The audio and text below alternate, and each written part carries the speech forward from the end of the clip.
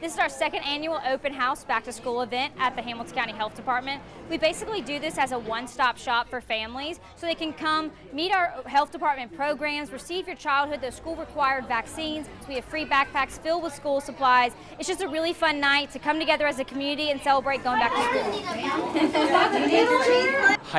Hype energy here. We were trying to check out all the different booths, and being the health department, we wanted to see all the different perspectives of health.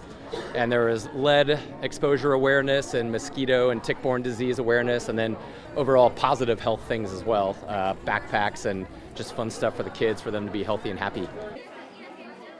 So it's a good thing. It's a good opportunity for the kids, and it also motivates the children for school. I could tell them this is my new backpack that I got from the health department. And it'll be really good to show off because a lot of people will be like, that's a cool backpack.